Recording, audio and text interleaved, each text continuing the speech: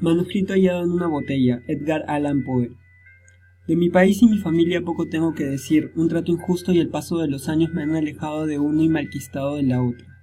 Mi patrimonio me permitió recibir una educación poco común y una inclinación contemplativa permitió que convirtiera en metódicos los conocimientos diligentemente adquiridos en tempranos estudios. Pero por sobre todas las cosas me proporcionaba gran placer el estudio de los moralistas alemanes, no por una desatinada admiración a su elocuente locura, sino por la facilidad con que mis rígidos hábitos mentales me permitían detectar sus falsedades. A menudo se me ha reprochado la aridez de mi talento, la falta de imaginación se me ha imputado como un crimen y el escepticismo de mis opiniones me ha hecho notorio en todo momento. En realidad temo que una fuerte inclinación por la filosofía física haya teñido mi mente con un error muy común en esta época. Hablo de la costumbre de referir sucesos aún lo menos susceptibles de dicha referencia a los principios de esa disciplina. En definitiva, no creo que nadie haya menos propenso que yo a alejarse de los severos límites de la verdad, dejándose llevar por el ignes fatui de la superstición.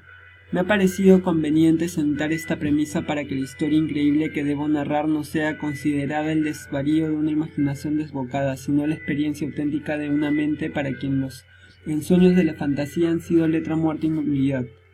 Después de muchos años de viajar por el extranjero en el año 1800, me embarqué en el puerto de Batavia, en la próspera y populosa isla de Java, en un crucero por el archipiélago de las Islas Sonda. Iba en calidad de pasajero, solo inducido por una especie de nerviosa inquietud que me acosaba como un espíritu malévolo.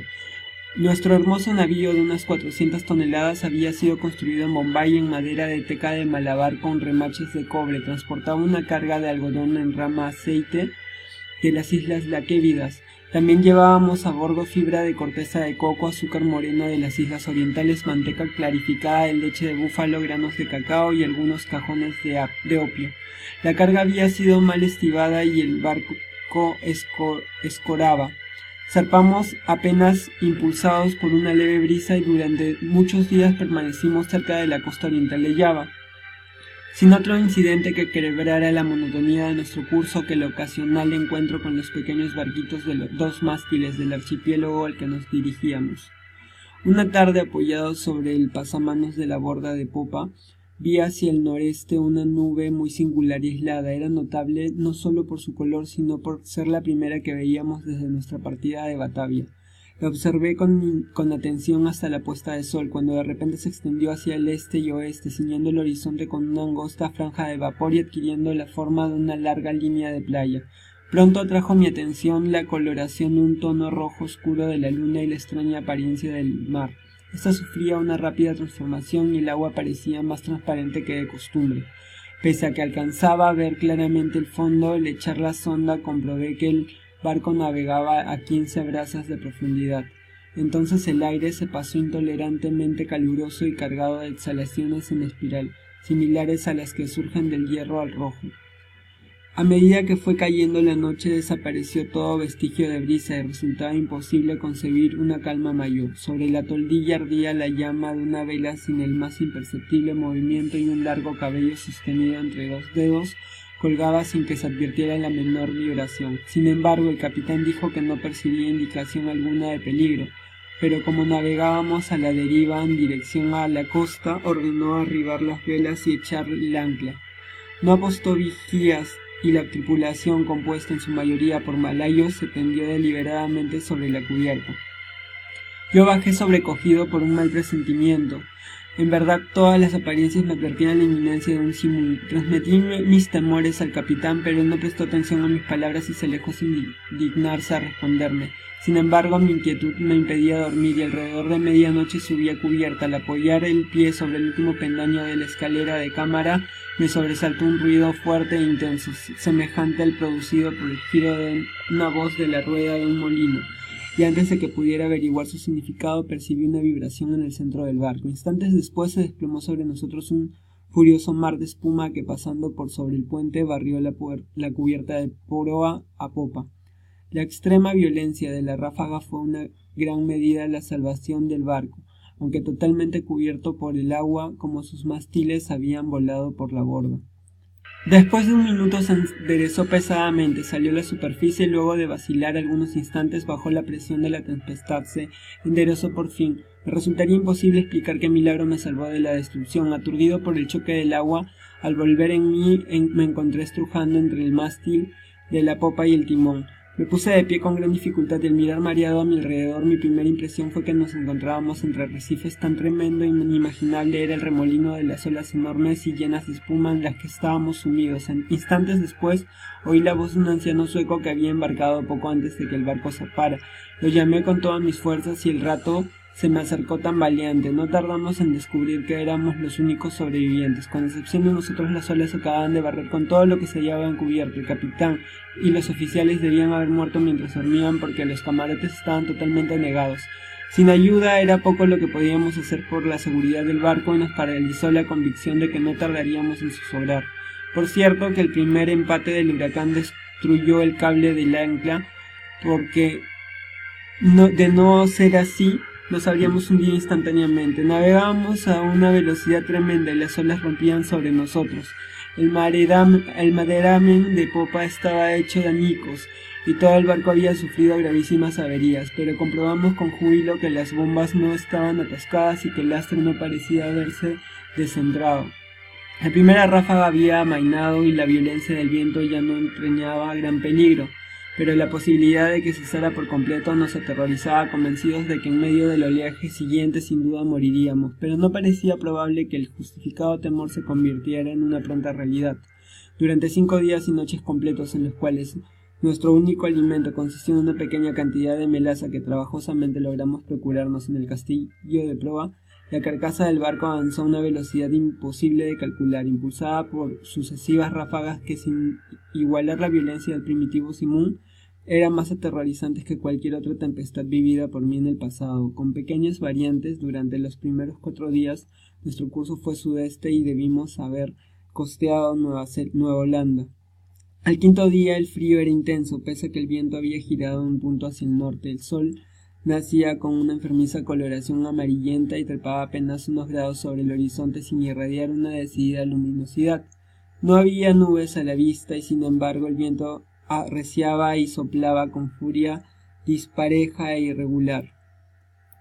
Alrededor del mediodía aproximadamente, porque solo podíamos adivinar la hora, volvió a llamarnos la atención la apariencia del sol. No irradiaba lo que con prosperidad podríamos llamar luz, sino un resplandor opaco y lúgubre, sin reflejos, como todos sus rayos estuvieran polarizados.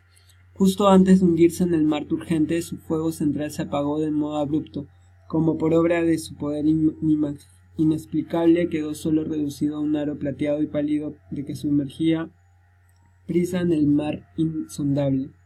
Esperamos en vano la llegada del 6.º día. Ese día para mí no había llegado, y para el sueco no llegó nunca. A partir de aquel momento quedamos sumidos en una oscura profundidad, a tal punto que no hubiéramos podido ver ni un objeto a 20 pasos del barco. La noche eterna continuó envolviéndonos, ni siquiera atenuada por la fosforescencia brillante del mar a las que nos habíamos acostumbrado en los trópicos. También observamos que aunque la tempestad continuaba rugiendo con interminable violencia, ya no conservaba su apariencia habitual de olas ni de espuma con las que antes nos envolvía. A nuestro alrededor todo era espanto, profunda oscuridad y un negro y sofocante desierto de ébano. Un terror supersticioso fue creciendo en el espíritu del viejo sueco, y mi propia alma estaba envuelta en un silencio asombroso. Abandonarnos todo intento de atender el barco por considerarlo inútil, y nos aseguramos lo mejor posible a la base del palo del mesana, clavando con amargura la mirada en el océano inmenso. No habría manera de calcular el tiempo ni de prever nuestras posiciones. Sin embargo, teníamos plena conciencia de haber avanzado más hacia el sur que cualquier otro navegante anterior, y nos asombró no encontrar los habituales impedimentos de hielo. Mientras tanto, cada instante amenazaba con ser el último de nuestras vidas. Olas enormes como montañas se precipitaban para abatirnos. El oleaje sobrepasaba todo lo que yo hubiera imaginado. Fue un milagro que nos zozobráramos instantáneamente. Mi acompañante hablaba de la livianidad de nuestro cargamento y me recordaba las excelentes cualidades de nuestro barco. pero yo no podía menos que sentir la absoluta inutilidad de la esperanza misma, y me hallaba melancólicamente para una muerte que, en mi opinión, nada podíamos demorar más que de una hora, porque con cada nudo que el barco recorría, el mar negro y tenebroso adquiría más violencia.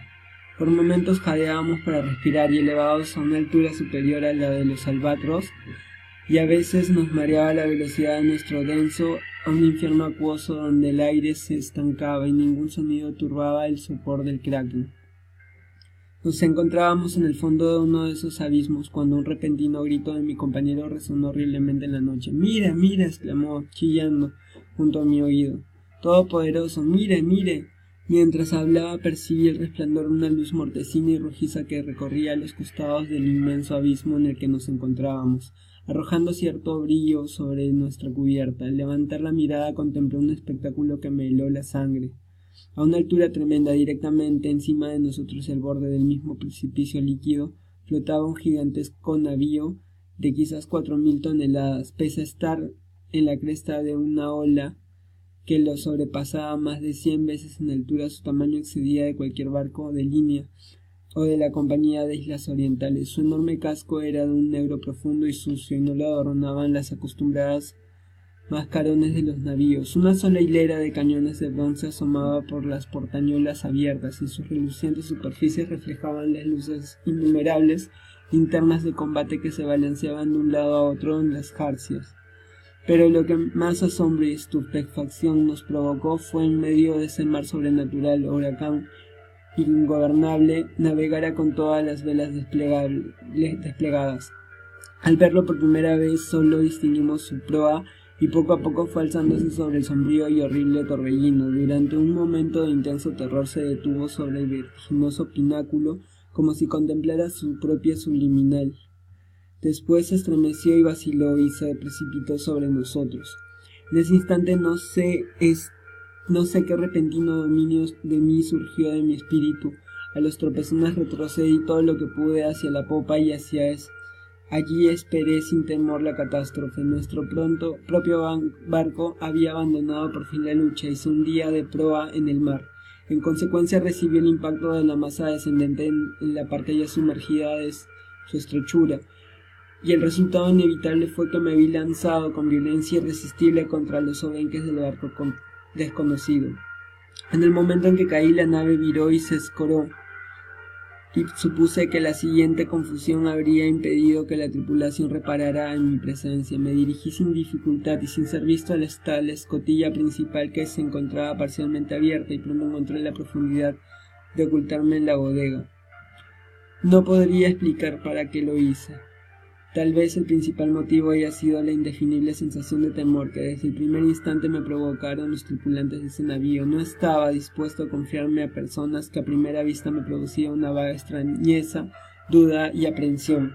Por tanto, consideré convincente encontrar un escondite en la bodega. Lo logré moviendo una pequeña porción del armazón, y así me aseguré un refugio conveniente entre las enormes cuadernas del buque. Apenas había completado mi trabajo cuando el sonido de pasos en la bodega me obligó a hacer uso de él. Junto a mi escondite pasó un hombre que avanzaba con unos pasos débiles y andar inseguro. No alcancé a verles el rostro, pero tuve la oportunidad de observar su apariencia general. Todo en él denotaba poca firmeza y una avanzada edad. Bajo el peso de los años le temblaban las rodillas y su cuerpo parecía agobiado por una carga. Murmuraba en voz baja, como hablando consigo mismo, pronunciando palabras entrecortadas en un idioma que ya no comprendía, y empezó a tantear una pila de instrumentos de aspecto singular y de viejas cartas de navegación que había en un rincón. Su actitud, en una extraña mezcla de terquedad de la segunda infancia y la solemne dignidad de Dios, por fin subió a cubierta y no lo volví a ver. Continuará.